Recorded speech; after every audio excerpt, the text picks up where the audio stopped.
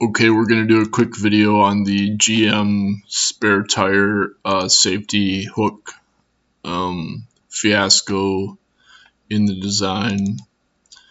There's about 13 million cars that have this problem where the spare hook doesn't, it gets stuck, and you have to depress this thing somehow. And I have 15 videos so far that have been compiled on YouTube of people trying to get their spare tire down. And some people said there should be 17 videos. There should be a class action lawsuit because why is the hook on there? Well, I know why, but that thing makes it impossible to remove the spare, especially if rusted up bad. GM should change that. There's no way the average person can get it down when mechanics sometimes can't. Even out in the open, I had to slam on the latch section with a hammer and a big screwdriver to get it down. Way too far gone to try and reuse. He took it to the Chevy repair place, and they were going to charge him $300 to do it. It's nothing to do with rust. I live in the desert, and there's nothing on the underside of my truck. I took a Sawzall to it. Not even the eggheads at GM can out-engineer a genuine Milwaukee tool. How do you get the tire off without disassembling the whole thing? Yeah, that's where we are now stuck. This thing is BS.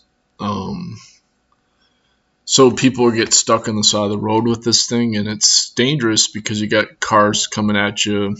One time a cop came and told him, well, you got to just get AAA. There's no way to get that spare tire down. Secondary latch gets hung up. The tire gets okay. So what you're supposed to do is you're supposed to over tighten the tire, and this causes the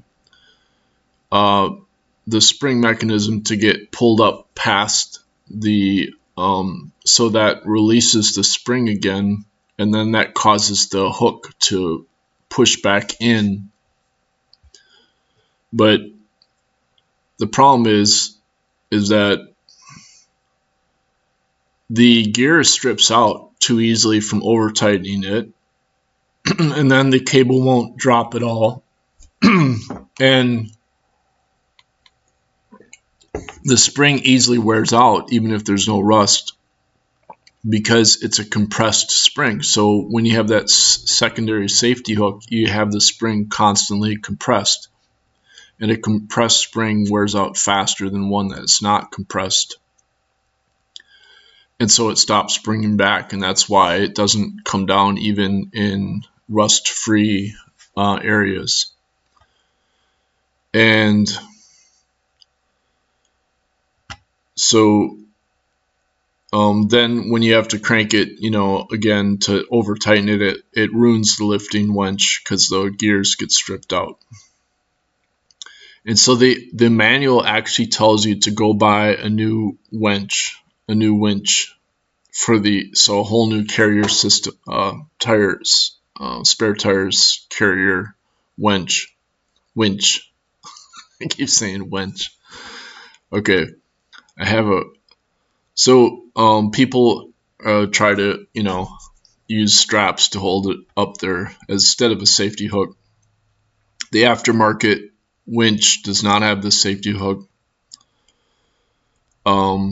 There was one GM technician that said you need the safety hook, but obviously people put in a wire as a secondary safety hook. Then you have to over tighten the winch to pull it past the spring level. Yeah. So, and then they're like, whoever designed the secondary latch is out of their mind. And there should be a class action lawsuit. So literally like 13 million people have a spare tire that they probably cannot remove very easily. It takes people hours to get this thing removed. So I have 17 videos, and some of these videos have hundreds of thousands of views. 392,000 views, 100,000 views, 200,000 views, 640,000 views.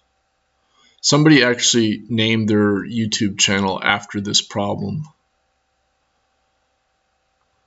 And then they started a blog about it. I'll view all. I got more videos. Not even showing all those videos. So,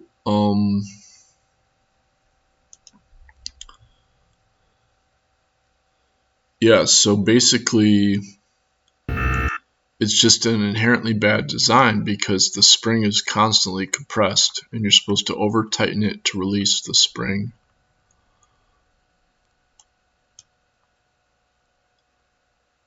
Here it is. This guy actually named his channel based on this problem, and it's got 300,000 views. So that's the hook that gets stuck. Is the brilliantly engineered GM spare tire hoist winch. So then when you buy the replacement, the this bracket is not wide enough to hold in the tire a lot of times. Functioning range. But I'll just put it in secondary. The tire sitting on top of it here is meant to hold inside of here in case the cable were to, for some reason, randomly break. So some people they cut the old bracket so they can get it on this cable of the second of the so on this. But however, once these things get even just a little bit of rust on them, as you're probably aware if you're watching this, your tire comes down about 4 inches. And no matter how much, 3-4 inches, give this some slack. And then once under. So you think somebody could come up with a better design? I can't think of one offhand. Mine was all rusted up, of course. I was putting the tire up the wrong way, and that way it doesn't activate the safety latch, but I didn't know that, and then I put it up the right way because I wanted my tire to get up higher, and all of a sudden I heard that clicking noise, and I realized, uh-oh, sure enough, could not get the tire down. This problem, like I say, this whole assembly is rusted and not popping.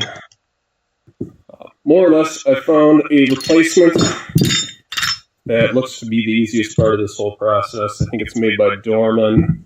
It's a standard, regular so you can see that the extra hook. That bracket is not nearly as wide as the OEM bracket. And all it takes is one bolt. This thing's got a couple of hooks on it right here. If I'm taking this off, you'll see what I mean. Clips right into the frame, goes up underneath the bed.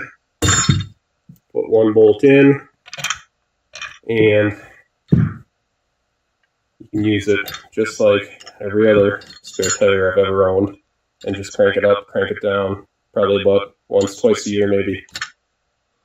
So you can see that bracket's, yeah, I guess, okay, so some people like welded extra pieces of metal onto the first bracket, but I'm pretty sure some people cut this bracket so then it'll slide over on top of the other bracket. I might do that. Probably do that. Yeah. Just as extra safety, you know, because you don't want the tire coming loose. And then I'll do another cable. Somebody just put a cable on there to hold it in. And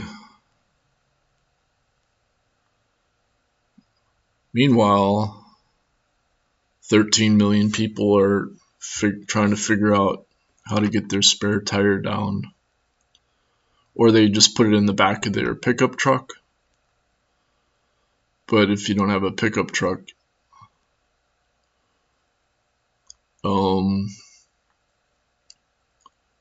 takes up a lot of room.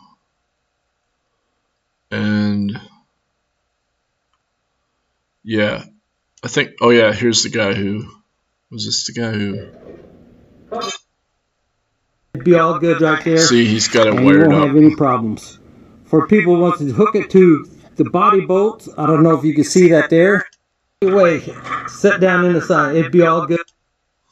Saying earlier, you could wrap that cable right around that frame, anywhere, any way you like to do it. I got a clevis here where it won't rust out. If it does, you can beat it back. Just kind of swing that up and out of your way. Sit down in the sun. It'd be all good right there, and you won't have any problems. Trouble with these, including myself, I was out here. So I'll probably just do that too. But anyway,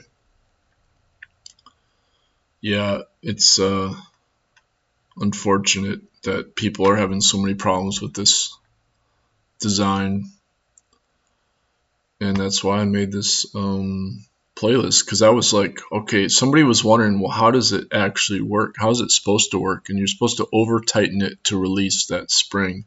Well, if the spring is constantly compressed, then the spring wears out by design, and then all of a sudden you're stuck.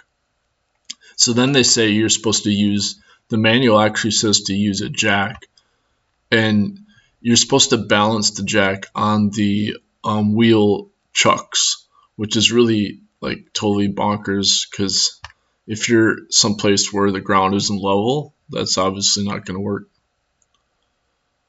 Let me see if I can find that one. Let me see.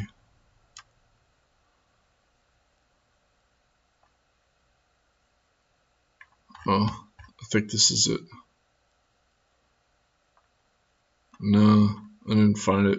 But yeah, it's totally crazy, like how you're supposed to balance it on the wheel chucks. And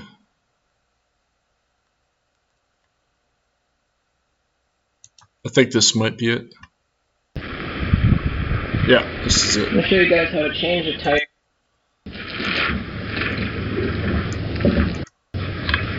You push that center button, and this releases over. And there is a big lip inside of here, and there is no way that thing is coming down unless you press on here. Ask me how I know. Okay, so let me show you what they So want me to this do is the wheel jacks. This is what you're supposed to do. But And it takes forever to get it high enough, because I that's can't a even make super this up. slow This is right in the bottle jack. You got these wheel chocks. So the manual actually the tells truck. you to use the wheel. And What you mine want are to do bent anyway, because you just Put use a these wheel things chock. side by side. Take this jack, which has, That's what's in the by the manual. way, a tiny little base, and it's probably going to engineering miracle right there. So you have this thing pushing up on that center button while you drop that, and you go back and forth, Mickey Mouse trying to drop that thing, and then you get your spare tire, and then you can change it, and then you can swear all you want. It was a fun job. I hope this saves everybody a little bit of a headache. So you have to constantly lower the jack, because you're dropping the tire as you push it up to keep it released. Yeah, I don't even know how that works. Push it up, and the tire releases. Yeah, anyway. Luckily I didn't have to, I was in the garage when I was working on it.